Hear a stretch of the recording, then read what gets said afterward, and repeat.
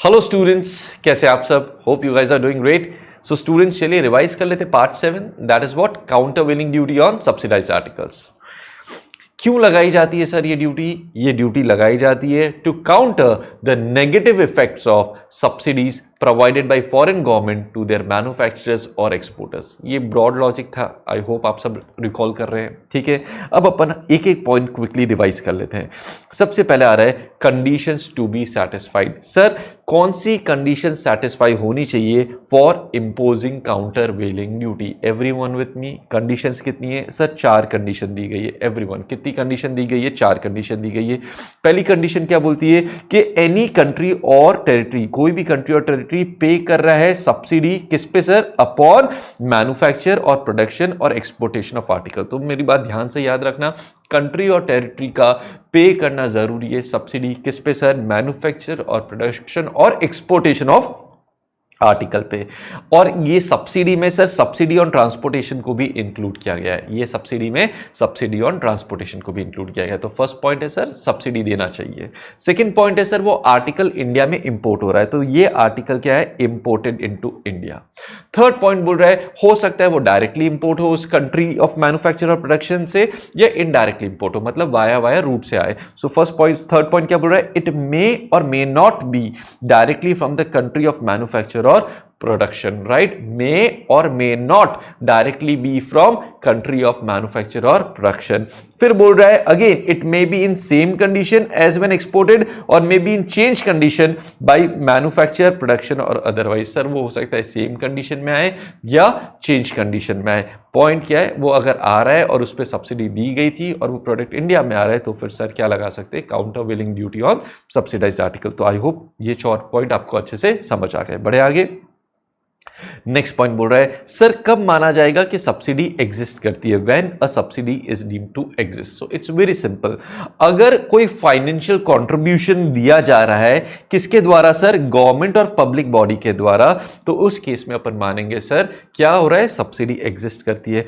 Financial contribution कैसे हो सकता है? It can be in the form of direct transfer of funds और it can be in the form of waiver of revenue due to government. तो ये तो हो गया पहला पॉइंट सर, सब्सिडी कब मानी जाएगी? अगर कोई फॉर्म में फाइनेंशियल कंट्रीब्यूशन हो रहा है बाय गवर्नमेंट और any public body. Second point क्या बोल रहा है? There is any form of income और प्राइस सपोर्ट। याद रखना, अगर कोई इनकम या प्राइस सपोर्ट दिया जा रहा है जिसकी वजह से एक्सपोर्ट इंक्रीज हो रहा है उस आर्टिकल का, तो अगेन वो भी सब्सिडी की तरह ही माना जाएगा, वो भी सब्सिडी कंसीडर किया जाएगा। So that's your point number 2। And third बोल रहा है government payments makes payment to funding mechanisms और entrusts directs a private body to carry out the function. Government खुद ना करते हुए किसी प्राइवेट बॉडी के थ्रू ये जो ऊपर चीजें बोली गई है वो करवा रही है, तो वो भी सब्सिडी मानी जाएगी। समझ में आ रहा है? My point is simple sir, financial contribution होना चाहिए, कोई फॉर्म ऑफ इनकम और प्राइस सपोर्ट होना चाहिए। एंड थर्ड पॉइंट क्या हो रहा है? गवर्नमेंट या तो खुद पेमेंट करी किसी फंडिंग मैकेनिज्म को जो क्या कर रहा है, आगे सपोर्ट कर रहा है इंडस्ट्रीज को सब्सिडीज के फॉर्म में, या वो डायरेक्टली कोई प्राइवेट बॉडी से क्या कर रही है? पेमेंट करवा रही है। That's the concept. सो ये 3 कंडीशंस में से अगर कुछ भी होती है, ये 3 सिनेरियोज अगर होते तो उसे क्या बोलोगे? Subsidy is deemed to exist। Great, simple था, कुछ नहीं था इसमें। नेक्स्ट पॉइंट क्या है? Amount of countervailing duty. Sir जो amount of countervailing duty है it shall not exceed amount of subsidy paid. ये हमेशा ध्यान रखना, जो amount of countervailing duty है it shall not exceed what? Amount of subsidy paid, right? That's it, fine. अब बात करते हैं sir duration of countervailing duty की। सो सर ड्यूरेशन क्या दिया गया है? पीरियड ऑफ 5 ईयर्स के लिए फोर्स में रहेगी। कितने टाइम के लिए फोर्स में रहेगी? 5 ईयर्स के लिए फोर्स में रहेगी। कब से रहेगी? डेट ऑफ इट्स इंपोजिशन से रहेगी, डेट ऑफ इट्स इंपोजिशन से रहेगी। सर क्या एक्सटेंशन पॉसिबल है? बिल्कुल पॉसिबल है। सर कब पॉसिबल है? अगर रिव्यू में सेंट्रल गवर्नमेंट का ये ओपिनियन है कि अगर ड्यूटी खत्म कर दी, सेसेशन होता है, तो उससे क्या होगा सर? कंटिन्यूएशन होगा या रेकरेंस होगा? किसका सर? सब्सिडाइजेशन का एंड इंजरी का। तो उस केस में सर क्या कर सकते हैं? एक्सटेंशन कर सकते हैं। तो अगेन याद रखो सर, एक्सटेंशन कब हो सकता है? अगर रिव्यू में ये ओपिनियन बनता है कि अगर रोक दी, सेसेशन होता है, तो क्या होगा सर? कंटिन्यू या रेकरेंस होगा, या तो चल रही है वो कंटिन्यू रहेगी या वापस रीअकर हो सकती है। क्या सर? वो सब्सिडाइजेशन एंड इंजरी। तो उस केस में क्या कर सकते हैं? एक्सटेंशन कर सकते हैं।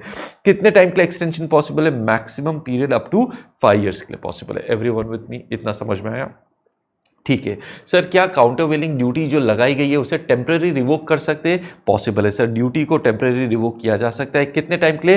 For a period not exceeding 1 year at a time, मतलब 1 साल से ज्यादा एक बार में अपन रिवोक नहीं कर सकते। तो that's the concept. Great, fine, बढ़ते हैं आगे, आते हैं नेक्स्ट पॉइंट पे, that is what anti circumvention measures in respect of countervailing duty on subsidised articles.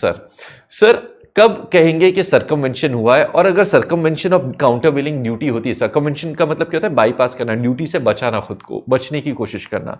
सो अगर गवर्नमेंट को इंक्वायरी करने पे लगता है कि सर्कमवेंशन हुआ है किसमें? फॉलोइंग वेज में, ये जो नीचे दिए गए वेज है, तो उस केस में गवर्नमेंट एक्सटेंड कर सकती है काउंटर वेलिंग ड्यूटी को उन दूसरे आर्टिकल्स पर भी। तो सबसे पहले समझ लो, आपको समझना क्या है कि सर सर्कमवेंशन कैसे हो सकता है। सर्कमवेंशन किसका? काउंटर वेलिंग ड्यूटी का। तो फर्स्ट पॉइंट दिया गया है कि सर सर्कमवेंशन कैसे हो सकता है? बाय ऑल्टरिंग द डिस्क्रिप्शन और नेम और composition of the article on which the duty has been imposed. मैंने बताया था कि नाम बदल के, डिस्क्रिप्शन बदल के, कॉम्पोजिशन बदल के अगर अपन ला रहे हैं आर्टिकल को जिस पे ड्यूटी इंपोज करी थी, मतलब अपन बेसिकली सर्कमवेंट करने की कोशिश कर रहे, ड्यूटी से बचने की कोशिश कर रहे। तो सर अगर ऐसा आर्टिकल नाम बदल के ला रहे तो उस पर भी ड्यूटी लगाई जा सकती है। समझ में आ रहा है ना? तो ये चीज समझा रहा है। सेकेंड पॉइंट क्या बोल रहा है? अगर आर्टिकल जिस पे ड्यूटी लगाई गई थी उसको अनअसेंबल्ड और डिसअसेंबल्ड फॉर्म में लाना है, वो आर्टिकल कैसे आ रहा है सर? अनअसेंबल्ड और डिसअसेंबल्ड फॉर्म में आ रहा है, तो उस पे भी अगेन ड्यूटी लगाई जा सकती है। फिर क्या बोल रहे हैं? Changing the country of its origin और एक्सपोर्ट। सर कंट्री चेंज करके लेके आ रहे तो उस आर्टिकल पे भी क्या कर सकते हैं? अगेन ड्यूटी लगाई जा सकती है। पॉइंट क्या है सर? अगर आप सर्कमवेंट करने की कोशिश कर रहे हो और गवर्नमेंट को पता चल रहा है कि आप ड्यूटी से बचने के लिए ये हथकंडे अपना रहे हो, ये तरीके अपना रहे हो, तो वो आर्टिकल को कवर कर लेंगे, उस पर ड्यूटी लगा देंगे। तो ये सर्कमवेंशन आपको पता होना चाहिए, क्योंकि एग्जाम में क्वेश्चन बन सकता है कि सर्कमवेंशन के क्या क्या तरीके होते हैं। तो you should know that okay these are the 4 ways by which circumvention can take place. Fine. या फिर लास्ट में क्या बोला है? In any other manner, open रख दिया, कोई भी मैनर जहां पे काउंटर वेलिंग ड्यूटी को इनइफेक्टिव करने की कोशिश कर रहे हैं, उससे बचने की कोशिश कर रहे हैं, तो वो यहां पे फॉलो गई। सो अगर ये सिनेरियोज होते तो उस केस में क्या होगा सर? एक्सटेंड कर दी जाएगी काउंटर वेलिंग ड्यूटी उन अदर आर्टिकल्स पे भी, जैसे नेम बदल के लाए तो उस आर्टिकल पे भी लग जाएगी। कब से लगेगी सर? सर उस डेट से लगेगी not earlier than date of initiation of inquiry. यहां पे देखो जो इंक्वायरी चालू हुई थी उसके पहले से नहीं लग सकती, उसके पहले से नहीं लग सकती, नॉट अर्लियर, उसके बाद कभी भी लगाओ लेकिन उसके पहले से नहीं लग सकती। और वो स्पेसिफाई किया जाएगा by notification in official gazette. ठीक है, चलो ग्रेट। अब आ जाते हैं नेक्स्ट पॉइंट पे, that is what? Absorption. Sir absorption of countervailing duty अगर हो रही है, मतलब सर अगर काउंटर वेलिंग ड्यूटी लगाई है उसके इफेक्ट को अगर न्यूट्रलाइज कर देते हैं, खत्म कर दे, तो उससे क्या बोलते हैं? Absorption of countervailing duty. कब कहेंगे कि sir absorption of countervailing duty हुआ है? अगर there is decrease in export price. ठीक है, हमने ड्यूटी लगाई, ड्यूटी लगाने के बाद जो एक्सपोर्टर है उसने अपनी एक्सपोर्ट प्राइस और कम कर दी without commensurate change in resale price in India. मतलब ड्यूटी लगाने के बाद अपन ने सोचा था कि भाई प्राइस इंडिया में बढ़ेगी, बट बढ़ी नहीं, उल्टा क्या हुआ कि जो एक्सपोर्ट प्राइस थी, एक्सपोर्टर ने वो प्राइस भी अपनी क्या कर दी? कम कर दी, ताकि वो ड्यूटी को क्या कर सके? एब्जॉर्ब कर सके। तो इस चीज को क्या बोलते हैं? Absorption of countervailing duty. Right. So absorption कब बोला जाएगा? ये ध्यान रखना, when there is decrease in export price. याद रखना, एब्जॉर्ब करने के लिए एक्सपोर्ट प्राइस डिक्रीज होती है और साथ में जो रीसेल प्राइस इन इंडिया है, जो एक्सपेक्टेड थी कि भाई ड्यूटी लगाने के बाद बढ़नी चाहिए, वो नहीं चेंज होती, वो नहीं इंक्रीज होती है, तो उस केस में क्या बोलेंगे? बेसिकली एब्जॉर्प्शन हो रहा है किसका? सीवीडी का। where the central government on such inquiry, अगर सेंट्रल गवर्नमेंट को इंक्वायरी करने पे लगता है कि सर एब्जॉर्प्शन हुआ है, तो उस केस में क्या होगा? जो सीवीडी लगाई गई थी, एब्जॉर्प्शन हुआ है जिसकी वजह से सीवीडी जो लगाई गई थी वो इनइफेक्टिव हो गई, वो न्यूट्रलाइज हो गई, वो खत्म हो गई, उसका इफेक्ट खत्म हो गया। तो उस केस में सर जो ड्यूटी है उसको मॉडिफाई की जा सकती है, तो वो मॉडिफाई कर सकती है ड्यूटी को to counter the effect of such absorption. ठीक है, ड्यूटी को बढ़ा दिया जाएगा, मॉडिफाई कर दिया जाएगा ताकि उसके एब्जॉर्प्शन के इफेक्ट को खत्म किया जा सके। राइट। अब कब से किया जाएगा sir? From date not earlier there. Sir वो डेट क्या नहीं होनी चाहिए? नॉट अर्लियर होनी चाहिए than date of initiation of inquiry. हमेशा ध्यान रखना, हर जगह यही है, जब से इंक्वायरी शुरू हुई उसके पहले, उसकी उस डेट के पहले से आप नहीं कर सकते, उसको इफेक्ट में नहीं ला सकते, उसके बाद में आप लेके आ सकते हो कंफर्टेबल। और कैसे लेके आते हैं? By way of notification in official gazette. तो देख लेना कैसे लेके आ सकते हो? From such date not earlier बोला है, not earlier than date of initiation of inquiry as may be specified by government by way of notification in official gazette. Comfortable, एकदम क्लियर हो गया। बढ़े आगे, फिर क्या रहा है, non applicability of countervailing duty. देखो सर, जो सीवीडी है वो किसे अप्लाई नहीं होगी, वो अप्लाई नहीं होगी 100% ईओयू या एसईजेड को। लेकिन सर इसमें भी एक्सेप्शन है, मतलब उन पे अप्लाई की जा सकती है। कब अप्लाई की जा सकती है सर, अगर सेंट्रल गवर्नमेंट ने स्पेसिफिकली उनको बोला है, उन पे अप्लाई किया है, तो फिर अप्लाई होगी। या फिर अगर आर्टिकल को क्लियर किया गया है एज सच, आर्टिकल को क्लियर किया गया है एज सच, कहां पे सर, डोमेस्टिक टैरिफ एरिया में, या फिर वो जो आर्टिकल इंपोर्ट किया गया था उसको यूज किया गया है मैन्युफैक्चर करने में, गुड्स मैन्युफैक्चर करने में ऑफ एनी गुड्स, और उन गुड्स को क्लियर किया है डोमेस्टिक टैरिफ एरिया में, तो उस केस में सर काउंटर व्हीलिंग ड्यूटी लग जाएगी। क्यों सर, लॉजिक सिंपल था, क्योंकि वो goods sir subsidised goods enter हो रहे हैं डोमेस्टिक एरिया में, डोमेस्टिक मार्केट में, और वो कंपीट करेंगे डोमेस्टिक इंडस्ट्रीज के साथ, जिसकी वजह से डोमेस्टिक इंडस्ट्रीज नुकसान फेस कर सकती है। इसलिए सर इस केस में ड्यूटी लगाई जाएगी, लेकिन किस पे लगाई जाएगी, उस पोर्शन ऑफ आर्टिकल पे लगाई जाएगी जो क्लियर किए गए एज सच, या जो यूज किए गए थे टू मैन्युफैक्चर गुड्स, जिनको क्लियर किया गया डोमेस्टिक टैरिफ एरिया में, राइट। तो ये हो गया अपना पॉइंट कौन सा sir, non applicability of countervailing duty. तो याद रखना, as such countervailing duty apply नहीं होती है किसे, 100% ईओयू और एसईजेड को, बट उसका एक्सेप्शन दिया है, इन केसेस में अप्लाई हो जाती है counter wheeling duty on subsidised article भी। चलो ग्रेट, बढ़ते हैं आगे। नेक्स्ट पॉइंट है पॉइंट्स विच मेरिट कंसिडरेशन। इसमें क्या बोल रहा है सर, काउंटर व्हीलिंग ड्यूटी नहीं लगाई जाएगी अनलेस ये डिटरमाइन किया जा रहा है, मतलब यहां रेस्ट्रिक्शन प्लेस कर रहे हैं सर, काउंटर व्हीलिंग ड्यूटी लगानी है तो इनमें से कोई कंडीशन का होना जरूरी है। क्या कंडीशन दी गई है, सबसे पहले बोल रहा है कि जो सब्सिडी है सर वो रिलेट करती है टू एक्सपोर्ट परफॉर्मेंस, जो सब्सिडी है वो डायरेक्टली लिंक्ड है एक्सपोर्ट परफॉर्मेंस से, दैट्स योर पॉइंट नंबर 1। या फिर सर जो सब्सिडी दी गई है वो बोलती है relates to the use of domestic goods over imported goods in export article, जो एक्सपोर्ट आर्टिकल बन के जा रहा है उसके उसमें सब्सिडी तभी दी जा रही है, उससे रिलेटेड सब्सिडी तभी दी जा रही है जब बोला गया है कि आप डोमेस्टिक गुड्स को यूज करोगे उन्हें बनाने में ओवर इंपोर्टेड गुड्स। तो अगेन ये सिनेरियो भी कवर कर दिया गया है। एंड थर्ड बोल रहा है कि सर जो सब्सिडी है वो दी जा रही है सिर्फ लिमिटेड नंबर ऑफ पर्संस को, सबको नहीं दी जा रही है, सिर्फ लिमिटेड नंबर ऑफ पर्संस को दी जा रही है टू मैन्युफैक्चर, प्रोड्यूस और एक्सपोर्ट ऑफ आर्टिकल्स। तो सर अगर इनमें से कोई भी केस में फॉलो होता है तो उस केस में सर क्या होगा, काउंटर व्हीलिंग ड्यूटी लगाई जाएगी। तो ये 3 केसेस दिए गए, ये रेस्ट्रिक्ट कर रहे हैं, राइट। क्या बोल रहे, countervailing duty shall not be levied unless it is determined that, focus करना, unless it is determined that. इतना डिटेल में आपके एग्जाम में नहीं जाएंगे, बट फिर भी मैं हर पॉइंट कवर करता जा रहा हूं, राइट। बेसिकली ऑब्जेक्टिव है जो सब्सिडी ट्रेड को डिस्टॉर्ट करे ना उस पे आपको काउंटर व्हीलिंग ड्यूटी लगानी है। ऑब्जेक्टिव समझना है यार कि ट्रेड डिस्टॉर्ट हो रहा है, जानबूझ के किया जा रहा है, तो उस केस में अपन क्या कर रहे हैं, ड्यूटी लगा रहे हैं। Fine, that's it, fine. बढ़ते हैं आगे। नेक्स्ट पॉइंट क्या बोल रहा है sir, provisional counter wheeling duty on subsidised articles. देखो अगर फाइनल सब्सिडी का अमाउंट फिगर आउट करना पेंडिंग है, ठीक है, अगर determination of amount of subsidy pending है, अभी फाइनल निकालना पेंडिंग है, तो उस केस में सर अपन क्या कर सकते हैं, एक बार के लिए प्रोविजनल काउंटर व्हीलिंग ड्यूटी लगा सकते हैं। ठीक है, क्या लगा सकते हैं, प्रोविजनल काउंटर व्हीलिंग ड्यूटी लगा सकते हैं, टेम्पररी काउंटर व्हीलिंग ड्यूटी लगा सकते हैं। किसके बेसिस पे, प्रोविजनल एस्टिमेट्स के बेसिस पे। किसके बेसिस पे, जो सब्सिडी का प्रोविजनल एस्टिमेट होता है उसके बेसिस पे लगा सकते हैं।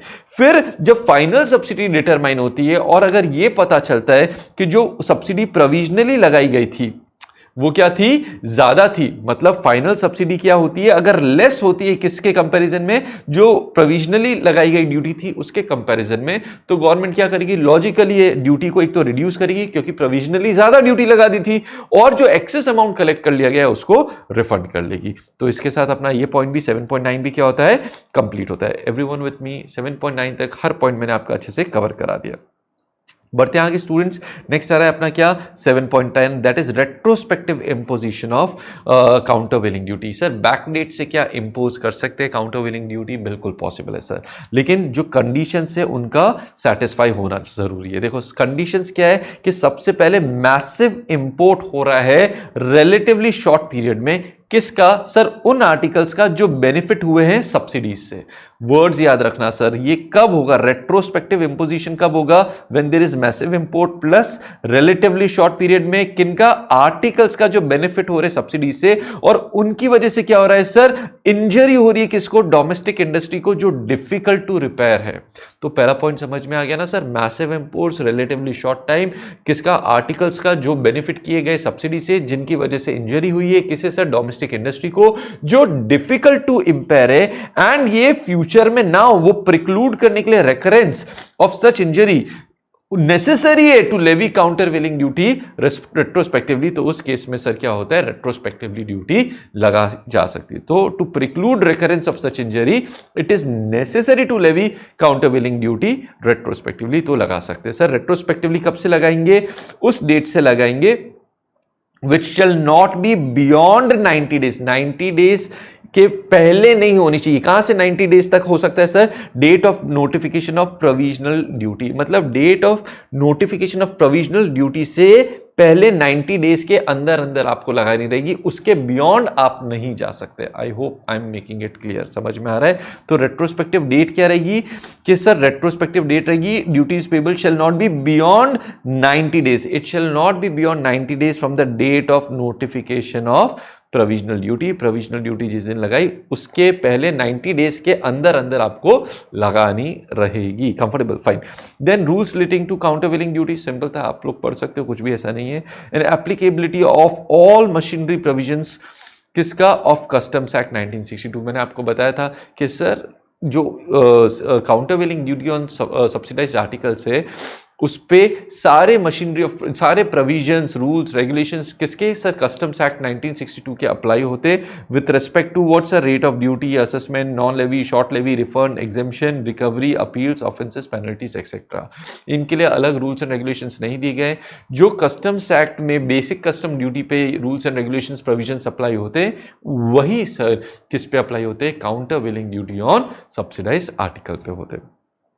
तो इसके साथ स्टूडेंट्स मैं सारे पॉइंट्स रिवाइज कर लिए हैं, ठीक है। एग्जाम पॉइंट ऑफ व्यू से अगर मैं बोलूं तो देखो रेट्रोस्पेक्टिव पे बेस पे क्वेश्चन बन सकता है, it can be asked, right. तो थोड़ा सा इसको 2-3 बार अच्छे से देख लेना आप, राइट। देन उसके बाद में प्रोविजनल सेफगार्ड ड्यूटी, ठीक है, आपको पता होनी चाहिए। देन जो इंपॉर्टेंट अगेन नॉन एप्लीकेबिलिटी पे क्वेश्चन बन सकता है, एब्जॉर्प्शन पे बन सकता है, कब होगा, तो ये वर्डिंग्स याद होनी चाहिए आपको, decrease in export price without any commensurate increase in resale price. बनने को कुछ भी बन सकता है, but these are some important questions which can be asked. And then sir anti circumvention में कब सर्कमवेंशन कंसीडर किया जाता है, तो ये भी पूछा जा सकता है, फाइन।